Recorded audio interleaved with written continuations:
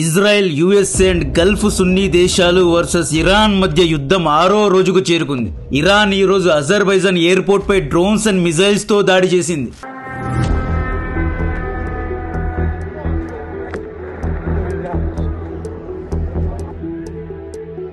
Azerbaijan ముస్లిం దేశమే, Iran ముస్లిం దేశమే. But ఎందుకని ఇరాన్ అజర్బైజాన్ పై దాడి చేసింది అనేది చెప్తా. మొసాద్ కుర్దిష్ ఫైటర్స్ తో ఇరాన్ లో చాలా పెద్ద తిరుగుబాటుకు ప్లాన్ చేసింది. అండ్ జయశంకర్ గారు ఈ రోజు అబ్బాస్ అరెచ్చి కు కాల్ చేసి ఇండియన్ షిప్ ను జాగ్రత్తగా చూసుకో అన్నట్లు ఒక రకంగా హెచ్చరించారు. దీని గురించి ఎక్స్ప్లెయిన్ చేస్తా. ఇజ్రాయెల్ మీడియా ప్రకారం 1 అవర్ బ్యాక్ ఇరాన్ లో first time remote controlled boat ship ను వాడి గల్ఫ్ ఆఫ్ ఒమాన్ లో ఒక ఆయిల్ ట్యాంకర్ షిప్ ఇంజన్ ను లేపేశారంట. ఈ డ్రోన్ బోట్ లో డ్రైవర్ ఉండడు, remote controller, GPS signal, satellites ద్వారా టార్గెట్ ను లాక్ చేసి వదులుతారు. ఇరాన్ లో కూర్చున్న ఒక ఆపరేటర్ దీన్ని రిమోట్ గా దీని యొక్క డైరెక్షన్ ను చేంజ్ చేసి ఆయిల్ ట్యాంకర్స్ పై దాడి చేయిస్తున్నాడు. వీళ్ళు కోట్ల నేవల్ షిప్ ను కేవలం 10 లక్షల రిమోట్ డ్రోన్ బోట్ తో లేపేస్తున్నారు. This is very concerning. Russia Ukraine యుద్ధం కంటే టెక్నికలీ మోస్ట్ అడ్వాన్స్డ్ యుద్ధం అండి ఇది. మన ఛానల్లోనే దీని గురించిన బ్రేకింగ్ న్యూస్ వస్తోంది. ఇజ్రాయిలీ మీడియా కూడా ఈ డ్రోన్ బోట్ గురించి, ఈవెన్ రాయిటర్స్ కూడా దీని గురించి ప్రచురించడం జరిగింది. ఇక్కడ కొంతమంది ఇరాన్ డీఎస్కలేట్ అయిపోయింది అంటున్నారు. As per reliable sources Iran wait చేసి అదును చూసుకొని చాలా పెద్ద అటాక్ కు ప్లాన్ చేస్తోంది. పెద్ద పెద్ద మీడియా ఛానల్స్ ఇంకా వీడియోస్ చేయకముందే ఈ యుద్ధం గురించి డే 1 నుండి చెప్తున్నా, డోంట్ అండర్ ఎస్టిమేట్ ఇరాన్ అని చెప్తూనే ఉన్నా. వార్ అప్డేట్ ఏంటి అంటే B-2 బాంబర్స్ ద్వారా యుఎస్ఏ ఇరాన్ యొక్క underground missile launching sites ను ధ్వంసం చేసింది. చాలా మంది Iran soldiers and police officers ఉద్యోగాలకు రాకుండా రిపోర్ట్ చేయడం లేదంట. ఈ వీడియో చూడండి. ఇరాన్ యొక్క అతిపెద్ద Karman Shah missile launcher site ను ఇజ్రాయెల్ ఎలా ధ్వంసం చేసిందో చూడండి. 40 ఇయర్స్ తర్వాత Israel first time air to air fighter jet ను షూట్ చేసింది. ఈ వీడియో ఒకసారి చూడండి. ఇజ్రాయెల్ F-35I ఫైటర్ జెట్ గాల్లోనే ఇరాన్ యొక్క యాక్ 130 ఫైటర్ జెట్ ను లేపేసింది. 1985 లెబనాన్ లో first time Israel on air enemy fighter jet ను ట్రాక్ చేసి షూట్ చేసిందంట. యాజ్ పర్ ఇజ్రాయలీ ఆర్మీ ఇది చాలా పెద్ద అచీవ్మెంట్ అంటున్నారు. మొన్న శ్రీలంకన్ కోస్ట్ లో ఇరాన్ షిప్ అయిన ఐరిస్ డేనాను యుఎస్ఏ టార్పెడో షూట్ చేసి దాడి చేసిన తర్వాత ఇజ్రాయెల్ ఫారెన్ మినిస్టర్ అబ్బాస్ రంగంలో దిగి 140 మంది ఇరాన్ సైలర్స్ చావుకు ప్రతీకారం తీర్చుకుంటాం, ట్రంప్ రక్తం కళ్ళ చూస్తామన్నట్లు వార్నింగ్ ఇచ్చాడు. ఇరాన్ ఇంటెలిజెన్స్ డొనాల్డ్ ట్రంప్ ను చంపడానికి అసాసినేషన్ ప్లాన్స్ వేస్తోంది అనే వార్తలు వస్తున్నాయి. Don't get surprised. Donald Trump పై అసాసినేషన్ అటెంప్ట్ జరిగినా ఆశ్చర్యపోవద్దు.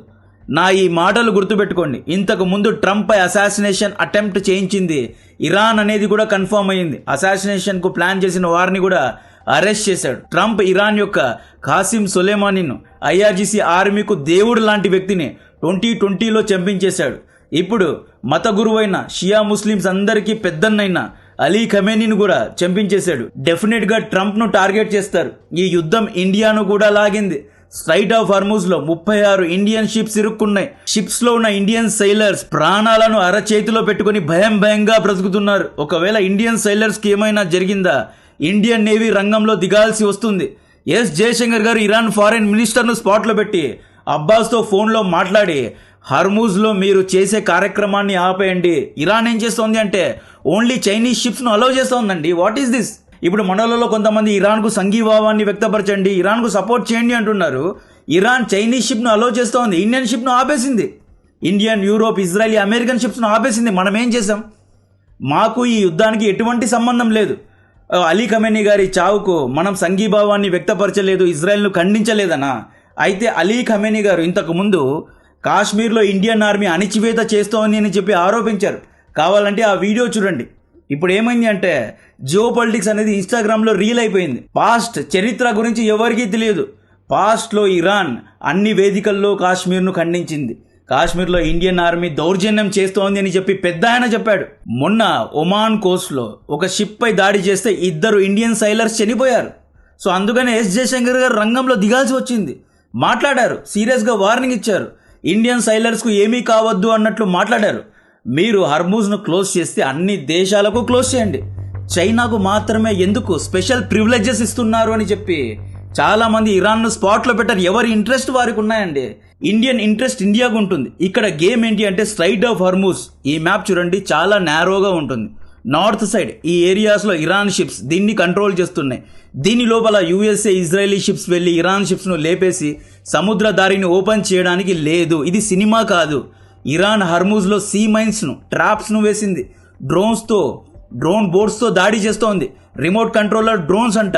లోపలికి వెళ్తే మిజైల్స్తో దాడి చేస్తోంది. హర్మూజ్లో 2 mile entry 2 mile exit lanes ఉంటాయి. అంటే దారులు ఉంటాయి. ఎలా పడితే అలా చేయడానికి లేదు. యూటర్న్ తీసుకోవడానికి లేదు. Already 200 ships Gulf of Oman and Arabian మహాసముద్రంలో వెయిట్ చేస్తున్నాయి. ఇరాన్ షిప్స్ చైనీస్ తప్పితే మిగతా ఎవరిని అలో చేయడం లేదు. దాదాపు 5,000 మంది సైలర్స్ అక్కడ ఇరుక్కున్నారు. యుద్ధాన్ని ఆపితే హర్మూజ్ను ఓపెన్ చేస్తా అని చెప్పి ఇరాన్ బ్లాక్మెయిల్ చేస్తోంది. ఇరాన్ చర్చలకు సిద్ధమే అంటున్నా కూడా USA it's not time for diplomacy, ఇంకా యుద్ధాన్ని కొనసాగిస్తాము అన్నట్లు మాట్లాడుతోంది. హర్మూజ్ ఓపెన్ కాకపోతే ఆయిల్ ప్రైజెస్ షూటప్ అవుతాయి. షిప్స్ కోట్లలో డబ్బును నష్టపోతారు. ఇన్సూరెన్స్ కంపెనీస్ చేతులెత్తేసాయి. ఈ యుద్ధంలో కనుక షిప్స్ కనుక ధ్వంసం అయితే ఇన్సూరెన్స్ క్లెయిమ్ చేయలేము అని చెప్పి హెచ్చరించారు. ఇన్ఫ్యాక్ట్ ఇండియన్ షిప్ సేఫ్టీ కోసం ఈ పంచాయతీలో దిగాలి. ఈ రోజు అలీ ఖమేనీ మరణాన్ని మోడీ గారు ఖండించారు. ఫిబ్రవరి 28 తర్వాత ఈ రోజే మనం ఖండించాం. శ్రీలంకన్ కోస్ట్లో ఇంకొక ఇరాన్ నేవీ షిప్ సేల్ అవుతోంది. ఆల్రెడీ మొన్న ఐరిస్ డేనాను లేపేశారు. ఇప్పుడు ఇంకొక షిప్ శ్రీలంకన్ కోస్ట్లో సేల్ అవుతోందంట. అందులో 100 మంది ఇరానియన్ సెయిలర్స్ ఉన్నారంట. దీన్ని కూడా ఎక్కడ యుఎస్ఏ అటాక్ చేస్తుందేమో అని అందరూ భయపడుతున్నారు. ఈరోజు గల్ఫ్ ఆఫ్ ఒమాన్లో యుఎస్ లింక్డ్ ఆయిల్ ట్యాంకర్పై ఇరాన్ దాడి చేసింది అని చెప్పి ఇరాన్ మీడియా చెబుతోంది. మనలలో చాలా మంది ఇరాన్ న్యూస్ మీడియా వార్తలు కూడా ప్రెజెంట్ చేయండి అంటున్నారు. 2 సైడ్ స్టోరీ ఎక్స్ప్లెయిన్ చేయండి అంటున్నారు. కాబట్టి ఇరాన్ న్యూస్ మీడియా ప్రకారం ఈరోజు ఒక F-15 ఫైటర్ జెట్ను ఇరాన్ లేపేసిందంట. ఇరాన్ మీడియా ఇచ్చిన చిల్లింగ్ వార్నింగ్, ఇప్పటి వరకు మేము వాడిన drones and missiles scrap waste గోడౌన్లో పడి ఉన్న మిజైల్స్నే వాడాము. ఇక నుండి అసలు సిసలైన మిజైల్స్ను రంగంలో దింపుతాము అన్నట్లు వార్నింగ్ ఇచ్చారు. ఖర్రం షా మిజైల్ యొక్క లాంచ్ని చూపించి బెదిరిస్తున్నారు. ఈరోజు Iran war secretary Ali Khamenei right hand man Ali Larijani గారు రంగంలో దిగి 500 మంది యుఎస్ఏ సోల్జర్స్ను చంపేశాము అనే చాలా పెద్ద క్లెయిమ్ చేశాడు. ఇందులో ఎంత నిజం ఉంది అనేది మనకు తెలియదు. 500 యుఎస్ఏ సైనికులు చనిపోయారు అంటే మామూలు విషయం కాదు. ఇప్పటి వరకు 8 మంది యుఎస్ఏ సైనికులు చనిపోయారు అనే అఫీషియల్ రిపోర్ట్స్ ఉన్నాయి. ఈరోజు మార్చ్ 5 మధ్యాహ్నం ఇరాన్ అజర్బైజాన్లోని నక్షివాన్ అటానమస్ రిపబ్లిక్లో ఉన్న ఎయిర్పోర్టుపై ఆరోస్ట్రూ అనబడే కొత్త డ్రోన్స్ను ప్రయోగించింది. ఈ డ్రోన్స్ అనేవి షాహెద్ కంటే డెడ్లీ అంటున్నారు. రాక్షసి డ్రోన్స్ అంటున్నారు. ఒక డ్రోన్ అయితే ఎయిర్పోర్ట్ టెర్మినల్ను హిట్ చేసిందంట. ఎస్, అదే అజర్బైజాన్. ఆపరేషన్ సింధూర్లో పాకిస్తాన్ కోసం నిలబడిన అజర్బైజాన్ను టార్గెట్ చేశారు. ఆరోస్ డ్రోన్స్ 2000 కిలోమీటర్ల రేంజ్, 150 కేజీల ఎక్స్ప్లోజివ్స్ను క్యారీ చేయగలవు. ఈ ఇమేజ్ చూడండి, 10 ఫీట్ విడ్త్ ఉంటుంది. 10 నుండి 20 లక్షల కాస్ట్. చాలా చీప్ డ్రోన్స్. గంటకు 180 కిలోమీటర్ల వేగం. దీన్ని anti missile defence systems intercept చేయలేవు. వీటిని లాంచ్ చేయడానికి రన్వే అవసరం లేదు. ట్రక్స్ లేదా మిలిటరీ వెహికల్స్ ద్వారా లాంచ్ చేయొచ్చు. ఈవెన్ కార్ యొక్క సన్ రూఫ్ ద్వారా కూడా దీన్ని లాంచ్ చేయొచ్చంట. గల్ఫ్ దేశాల్లో విధ్వంసం చేసిన 20 లక్షల షాహెడ్ డ్రోన్స్ యొక్క కెపాసిటీ 30 కేజీలు మాత్రమే. దీని కెపాసిటీ 150 కేజీలు. దీని బ్లాస్ట్ చాలా పవర్ఫుల్ గా ఉంటుంది అంటున్నారు. షాహెడ్ డ్రోన్ కు ఫాదర్ అంటున్నారు దీన్ని. అజర్బైజాన్ రిటాలియేట్ చేస్తాము, యుద్ధానికి దిగుతాము అని చెప్పి ఇరాన్ కు వార్నింగ్ ఇచ్చింది. అజర్బైజాన్ పై దాడి చేయడానికి గల నంబర్ 1 రీజన్ మొసాద్. ఇరాన్లో ఆర్మ్డ్ రెవల్యూషన్ చేయడానికి మొసాద్ ప్లానింగ్ చేస్తోంది. ఇరాన్ అజర్బైజాన్తో బార్డర్ను షేర్ చేసుకుంటుంది. అజర్బైజాన్లో మొసాద్ యొక్క ఏజెంట్స్ చాలా మంది ఉన్నారు. అజర్బైజాన్ నుండి ఇరాన్పై నిఘాను మొసాద్ ఉంచుతోంది అని చెప్పి ఇరాన్ అజర్బైజాన్పై ఎన్నో ఆరోపణలు ఇంతకు ముందు కూడా చేసింది.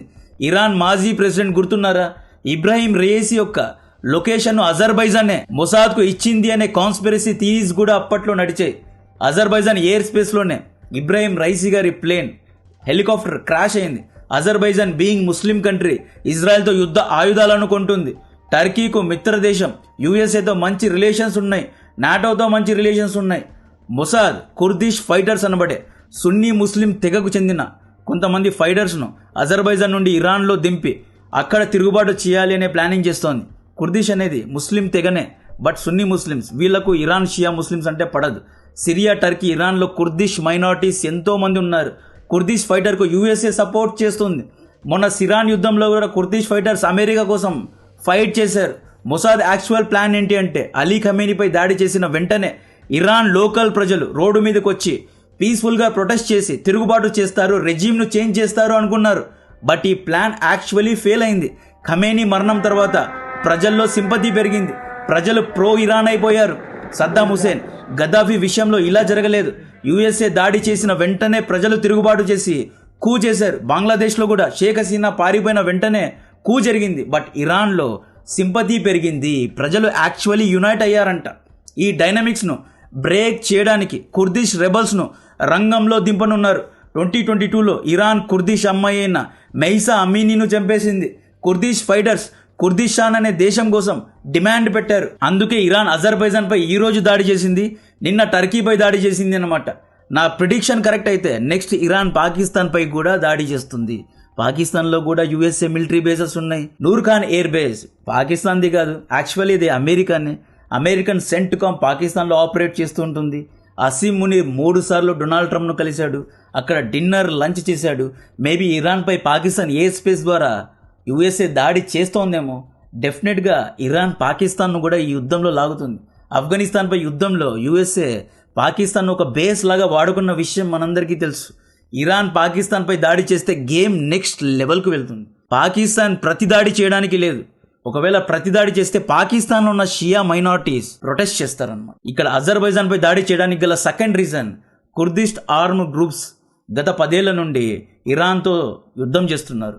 ఇక్కడ 3 పార్టీలు ఉన్నాయి. Democratic Party of Iranian Kurdistan Free Life Party, Komala ethnic and religious party అని. ఈ 3 పార్టీలు ఇరాన్లో తిరుగుబాటు చేస్తున్నారు, సపరేట్ దేశం కావాలి అని డిమాండ్ చేస్తున్నారు. కుర్దిష్ ముస్లిమ్స్కు మంచి రూల్స్ పెట్టండి, మా యొక్క కల్చర్ను ప్రిజర్వ్ చేయండి. ఇరాన్ అంటే షియా ముస్లిమ్స్ ఒకటే కాదు, డిఫరెంట్ కల్చర్స్ ఉన్నాయి అని చెప్పి కుర్దిష్ చాలా అంటే చాలా అగ్రెసివ్గా ప్రొటెస్ట్ చేస్తున్నారు. 3వ రీజన్ ఏంటి అంటే ఎథ్నిక్ ఇంబ్యాలెన్స్. కుర్దిష్ ఫైటర్స్ చాలా అంటే కొంచెం మోడర్న్గా ఉంటారు, వెస్టర్న్గా ఉంటారు. కుర్దిష్ ప్రజలకు షియా యొక్క ముల్లాల రూల్స్ అంటే ఇష్టం లేదు.